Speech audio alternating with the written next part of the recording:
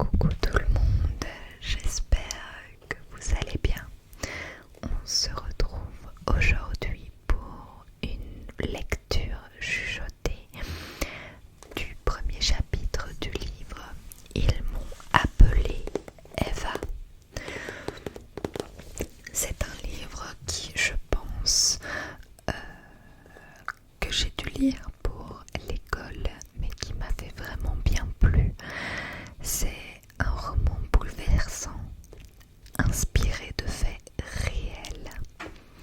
Ça parle de la Seconde Guerre mondiale, d'une petite fille juive, je pense, qui échappe au camp d'Auschwitz. Donc voilà, je vais vous en lire, je pense, les 3 premiers chapitres et aujourd'hui je vais vous le lire.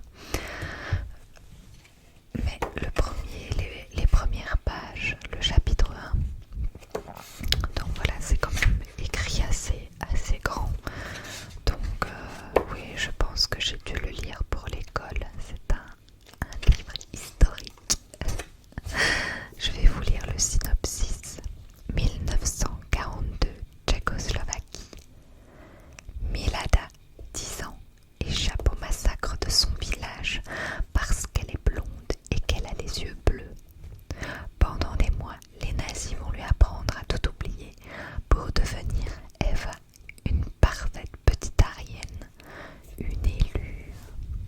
On voit effectivement que là, ils ont insisté sur la couleur bleue de ses yeux. On va commencer. Mai 1942, Lidice, en Tchécoslovaquie. Au printemps 1942, quand les soldats sont arrivés dans notre ville, nous passions toutes nos journées ensemble. Thérèse, ma meilleure amie, et moi. Il avait fait très doux ce mois de mai-là, comme toujours avant les grosses chaleurs humides de l'été. Nous allions avoir 11 ans à exactement 1 mois de distance et le soir nous nous amusons à imaginer nos 2 fêtes d'anniversaire et nous regardions les étoiles. Moi, j'aurais pu les contempler indéfiniment en train de scintiller là-haut. Papa disait que tout bébé, je tendais déjà les 2 mains pour essayer de les attraper. Thérèse ne s'y intéressait pas autant, mais pour me faire plaisir, elle restait dehors avec moi à la nuit tombée. Un soir, exactement 1 semaine avant mon anniversaire, nous étions couchés dans l'herbe toutes les 2 quand une traînée lumineuse a traversé le ciel. Oh, Milada, regarde, une étoile filante, s'est exclamée Thérèse en se redressant sur un coude.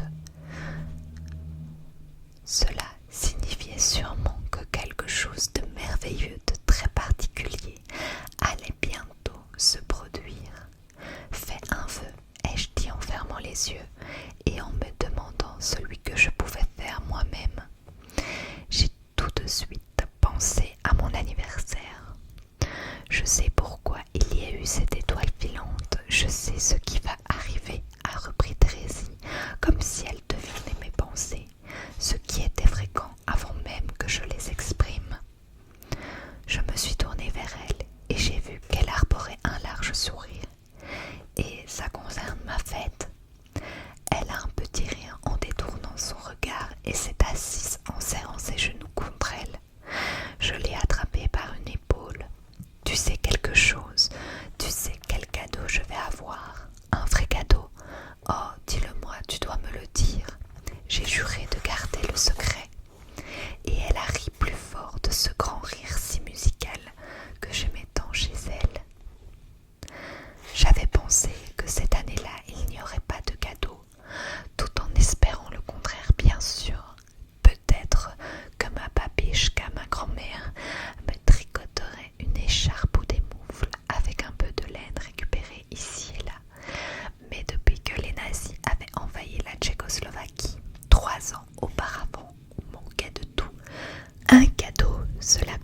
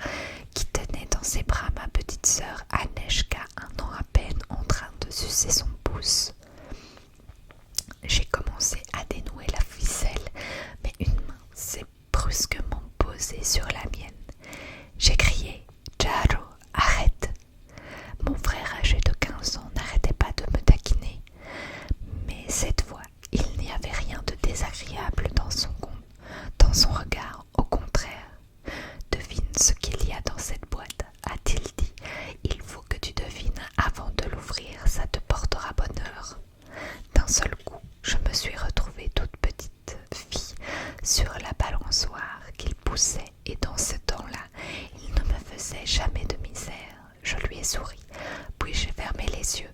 Voyons, je crois que c'est une poupée, comme celle avec laquelle je dormais autrefois. Baptisée affectueusement Madame Poupée et aujourd'hui en piteux état, elle était toujours bien à sa place dans ma chambre, posée sur une étagère. Jaro menaçait souvent de la jeter. Un jour où j'aurais le dos tourné, il a éclaté de rire. Anna et Zelenka l'ont imité et j'ai même surpris l'esquisse d'un sourire sur le visage de Oruja qui nous observait d'un peu plus loin. Alors, j'ai vite arraché le papier d'emballage, soulevé le couvercle de la boîte et quand j'ai découvert ce qu'il y avait dedans, j'en suis restée bouche ouverte. « Ça te plaît, Milada ?» a demandé papa. « Oh papa !» Je n'arrivais presque plus à parler. Ce que je venais de découvrir, c'était un télescope. Je voyais qu'il n'était pas neuf parce que la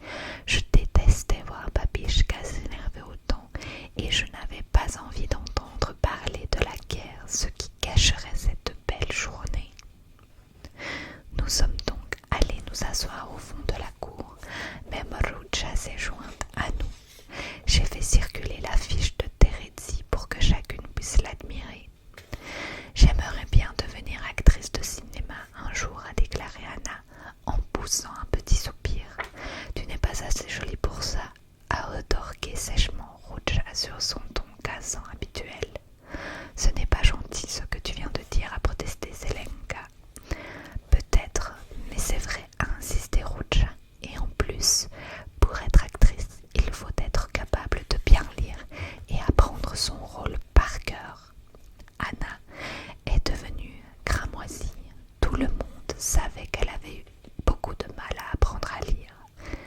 Zelenka a alors tenté de changer le sujet. J'aime beaucoup les fleurs que tu as dans les cheveux, Milada. Roja a levé les yeux au ciel mais n'a rien ajouté. Merci, ai-je dit, c'est maman et Babichka qui en ont glissé dans mes nattes. C'est ravissant, a ajouté Terézie. J'ai bien vu que ma coiffure lui faisait un peu envie. Depuis toujours, elle regrettait de ne pas avoir des cheveux blonds et lisses comme moi. Les siens étaient châtains foncés, bouclés et difficiles à peigner. De nous deux, c'était celle qui se souciait le plus de son apparence et se demandait à quel âge elle aurait le droit de se maquiller. Moi, ça ne m'intéressait pas beaucoup et je m'étais plainte à haute et intelligible voix quand maman et Babouchka avaient insisté pour me tresser les cheveux en l'honneur de nos invités. Maman a interrompu notre conversation. Roja, ton frère est venu te chercher. J'ai levé les yeux et vu Karel, le frère de Roja, à l'entrée de la cour. Il n'avait pas l'air à l'aise du tout et se balançait d'un pied sur l'autre, les mains enfoncées dans ses poches. Tu n'as pas besoin de repartir tout de suite, a dit maman en lui tendant une part de gâteau. Merci, a-t-il marmonné en commençant à manger très vite. Il n'a pas adressé la parole à Jaro, pas plus qu'au frère de Terézie et à Roja, qui avait l'air de plus en plus mal à l'aise depuis son arrivée. Nous avons fini notre goûter en silence, puis Karel, dès qu'il a eu terminé le sien, a intimé à sa sœur l'ordre de le suivre. Viens, on s'en va. Elle s'est levée et ils sont partis sans même nous dire au revoir. Bien sûr, je ne l'aurais jamais exprimé tout haut, mais j'étais drôlement soulagée de les voir s'en aller. Roja avait déjà réussi à être méchante avec Anna, ça suffisait comme ça. Ensuite, adultes et enfants se sont divisés en deux groupes pour jouer comme à chaque anniversaire à Colin-Maillard. Après, je le savais, je pouvais choisir le jeu que je voudrais puisque c'était mon anniversaire. Quand le moment est arrivé, j'ai crié « Je choisis la balle au camp ». Évidemment, a dit Terézie, c'est toujours ce que tu préfères. De toute ma classe, c'est moi qui courais le plus vite et j'adorais ce qui impliquait d'être rapide. Nous avons joué longtemps jusqu'à ce que les adultes se plaignent d'être fatigués et rentrent dans la maison. Zelenka, Anna, Terézie et moi avons continué à nous amuser dans la cour. Jaro et les frères de Terézie nous pourchassant pour rire. Et puis, nous aussi en avons eu assez.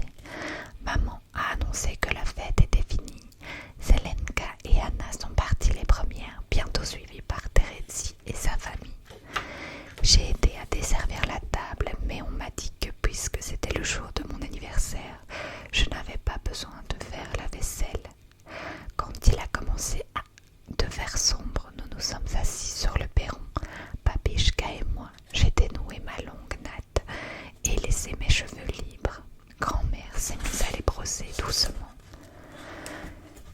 comme elle le faisait parfois, et j'adorais le va-et-vient apaisant de ses mains. Les étoiles apparaissaient une à une dans le ciel. J'ai levé les yeux. Babichka a suivi mon regard et déclaré « Ce soir, ton papa et toi devriez inaugurer ton télescope et examiner de plus près ce qu'il y a là-haut. Oh oui, on va faire ça. » La nuit promettait d'être claire, ce serait parfait. Ma grand-mère avait été la première à m'apprendre à reconnaître les étoiles et les constellations. En outre, dans notre village, elle avait une réputation d'excellente conteuse et j'espère un jour lui ressembler. Cela me plaisait beaucoup que nous portions le même prénom, celui aussi de sa mère avant elle. Regarde, Babichka, ai-je dit soudain, voilà la petite ours. Oui, et tu te rappelles le nom de l'étoile qui est tout au bout, la plus brillante. Bien sûr, c'est l'étoile polaire. Exact, l'étoile polaire, celle qui est toujours au nord dans le ciel.